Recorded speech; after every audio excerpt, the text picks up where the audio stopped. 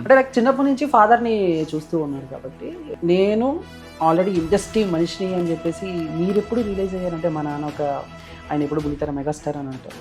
నేను కూడా అవ్వచ్చు అనేది నాకు అది ఎప్పుడు అనిపించింది, చాలా తర్వాత అనిపించింది. అంటే రీసెంట్గా ఒక 11th 12th తర్వాత ఆ ఏజ్లో అనిపించింది. మా డాడీ ఒక స్టార్ అనేది నాకు చిన్నప్పుడే అర్థమైపోయింది, 2nd 3rd క్లాస్కి. ఎందుకంటే అంటే అప్పట్లో అది మరీ పీక్, మా డాడీ కెరీర్ పీక్లో ఉన్నారు. అంటే లైక్ టీవీ ఆన్ చేస్తే ఏ సీరియల్లో ఒకేసారి మల్టిపుల్గా 4-5 సీరియల్స్లో ఉండేటోళ్ళు అండ్ గేమ్ షోస్ అన్నీ ఆయనే హోస్ట్ చేసేటోళ్ళు. సో ఆయన పీక్ స్టార్డంలో ఉన్నప్పుడు మా ఇంటి ముందు ఎవ్రీ డే ఒక 20 మంది అయినా ఉండేటోళ్ళు అనమాట.